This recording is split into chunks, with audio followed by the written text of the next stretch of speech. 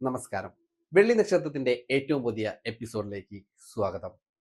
December 27 മുതൽ 31 വരെയുള്ള ദിവസങ്ങളിൽ OTT റിലീസ് ചെയ്യാൻ പോകുന്ന ഏറ്റവും പുതിയ മലയാള ചലച്ചിത്രത്തെക്കുറിച്ചാണ് ഇന്ന് നമ്മൾ ചർച്ച ചെയ്യുന്നത്.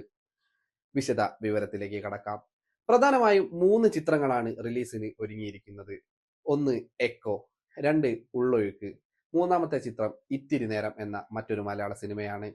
ഈ ചിത്രത്തിന്റെ വിശേഷങ്ങളിലേക്കും ഏതൊക്കെ ചാനലിലാണ് OTT റിലീസ് എന്നും നമ്മൾക്കൊന്ന് നോക്കാം.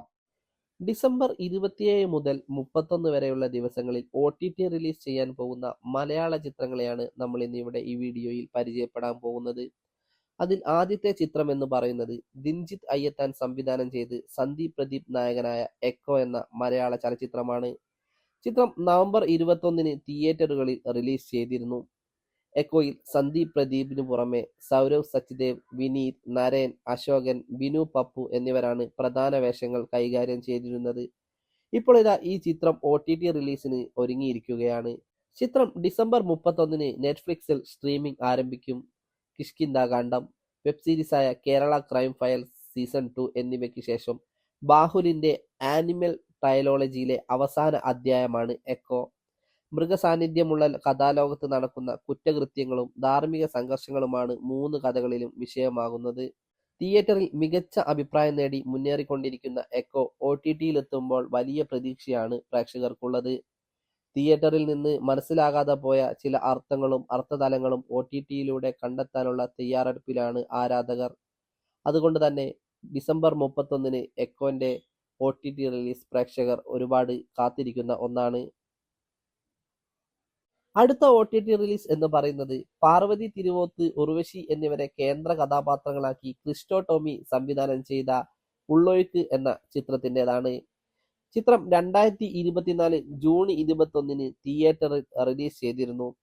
മികച്ച അഭിപ്രായം നേടിയ ഈ ചിത്രം റിലീസിന് ശേഷം ആമസോൺ പ്രൈം വീഡിയോയിലായിരുന്നു OTT റിലീസ് ചെയ്തിരുന്നത്. പിന്നീട് ഉടമസ്ഥാവകാശത്തിലെ ചില പ്രശ്നങ്ങളെ തുടർന്ന് ആമസോൺ പ്രൈം വീഡിയോ ഇത് അവരുടെ സൈറ്റിൽ നിന്ന് നീക്കം ചെയ്യുകയായിരുന്നു. ഇപ്പോൾ ഇതാ ചിത്രം വീണ്ടും OTT റിലീസിന് തയ്യാറെടുക്കുകയാണ്.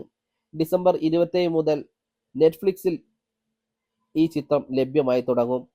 കുട്ടനാട്ടിലെ വെള്ളപ്പൊക്കത്തിന്റെ ദുരിതം പകർത്തിയ കഥയും ചുരുളഴിയുന്ന ചില രഹസ്യങ്ങളുമാണ് ഇതിന്റെ കഥാതന്തു എന്ന് പറയുന്നത്. ഉർവശിക്കും പാർവതി തിരുവോത്തിനും പുറമെ അലൻ സിയർ, പ്രശാന്ത് മുരളി, അർജുൻ രാധാകൃഷ്ണൻ, ജയകുറുപ്പ്, വീണ നായർ എന്നിവരാണ് പ്രധാന കഥാപാത്രങ്ങളെ അവതരിപ്പിച്ചിരിക്കുന്നത്.